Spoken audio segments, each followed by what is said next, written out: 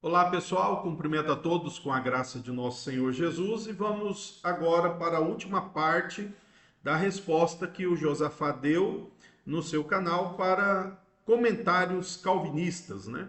Então já mostrei no primeiro vídeo algo que ele falou sobre Deus ter pré-programado, no segundo sobre João 6,44 e agora ele vai fazer o comentário de Romanos 9, 13 e 14, que é o capítulo que todas as pessoas que se tornam calvinistas, via de regra, se deparam com essa passagem antes e para ela fica muito claro que o texto está tratando de uma eleição aí, de uma predestinação. Então vamos ouvir o que o Josafá diz sobre o texto. Vou mostrar aqui para vocês, que está ali em Romanos capítulo 9, versículo 12 e 13, está dizendo assim: o maior servirá ao menor, como está escrito, amei Jacó e odiei a Esaú.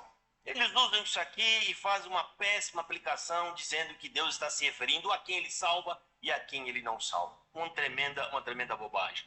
Você tem que entender que os capítulos 9, 10 e 11 de Romanos está tratando sobre o futuro de Israel. Aqui só está reforçando a escolha que Deus fez para escolher um povo, uma nação. E essa escolha vem lá quando Deus faz promessa a Abraão, dizendo: em Isaac será chamada a sua descendência. E em determinado momento, uma dessas mães está grávida de gêmeos, e ali Deus faz uma escolha. Como os dois não poderiam ser herdeiros de uma só promessa, Deus escolhe um, mas isso não quer dizer absolutamente nada sobre Deus aprovar ou rejeitar referente à salvação. São argumentos totalmente fora do seu contexto. Paulo está tratando ali sobre o futuro de Israel. Está apontando que aquele é um povo já determinado, escolhido por Deus para este fim. Assim como Deus escolheu Abraão no meio de um grande povo, Deus escolhe Abraão para dar sequência nele os seus planos aqui na terra. Portanto, você não pode fazer de uma escolha individual que Deus está fazendo uma regra geral a toda a humanidade, querendo alegar com isso que Deus escolheu alguns para a salvação e já escolheu de antemão outros para a condenação. Isso não passa de absurdo e malabarismo teológico.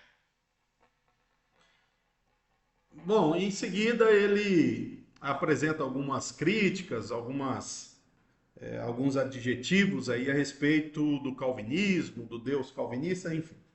Mas então vamos lá, né? Essa interpretação de Romanos 9 é uma interpretação até conhecida no contexto especialmente wesleyano, arminiano e aqueles que precisam de alguma forma manter a sua devoção ao livre-arbítrio. Né? Então nós sabemos que via de regra é essa interpretação que eles assumem. E é um tipo de interpretação que eles implodem o texto, né? Eles enxertam inferências para que as pressuposições que eles colocam possam servir aí de implosão do texto, e aí depois do que resta do texto eles remendam para fazer com que o texto diga o que não estava dizendo e fazer o texto deixar de dizer o que estava também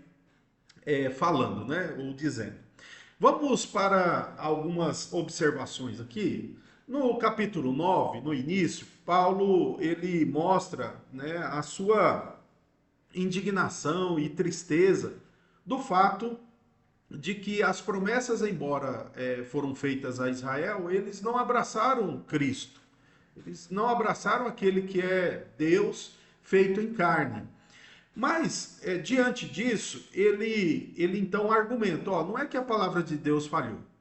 Aí ele mostra que dentro do Israel étnico há o Israel eleito. Dentro do Israel visível há o Israel invisível, o Israel genuíno. Então ele mostra isso, ele chega a dizer que nem todos, né, que são de Israel são israelitas. E aí ele faz a distinção entre Esaú e Jacó, filho da promessa, entre Isaac e o outro, para mostrar que a palavra de Deus não falhou. Ela continuou alcançando os eleitos em Israel.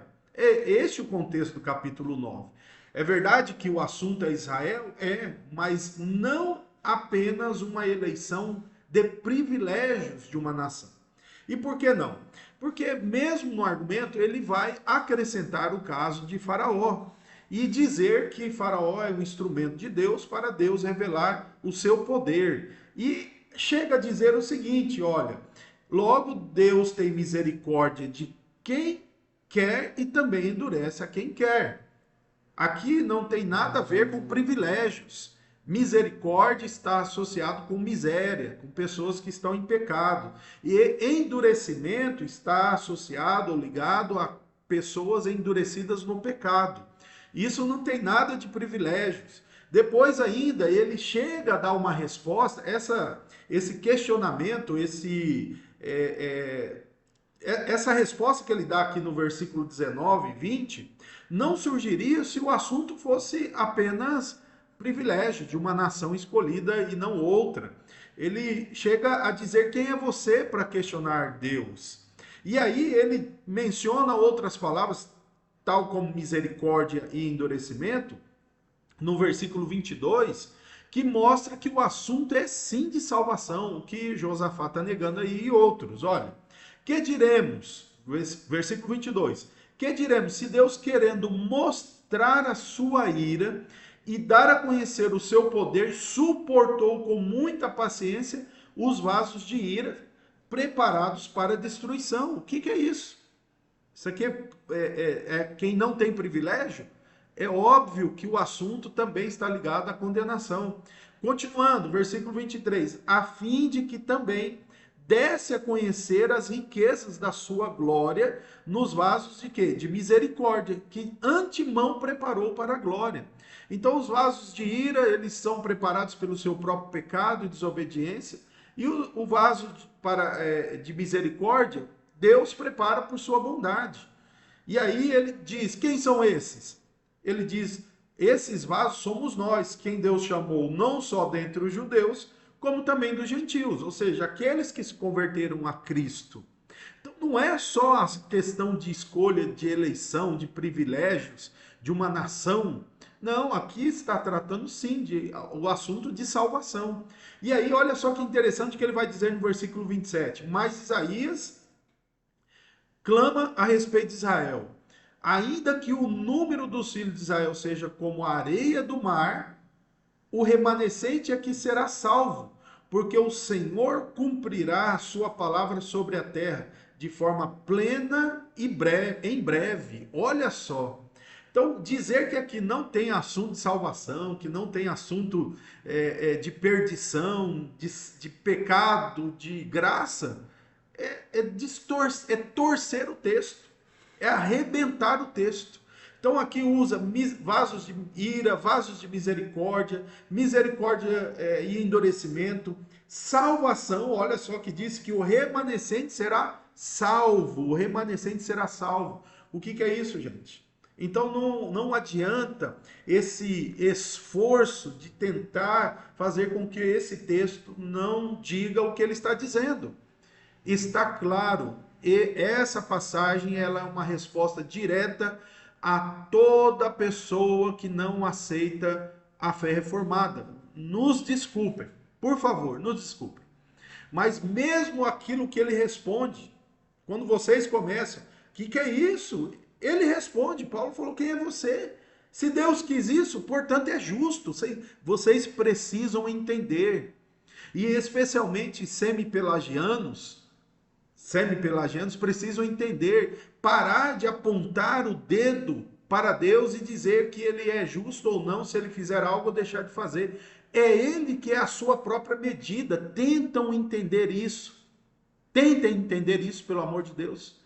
Então não há nada de que você vai dizer, esse texto é só sobre a Israel, mas está também envolvida a salvação das pessoas ali.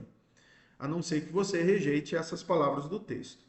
Assim, eu encerro essa série aí trazendo respostas a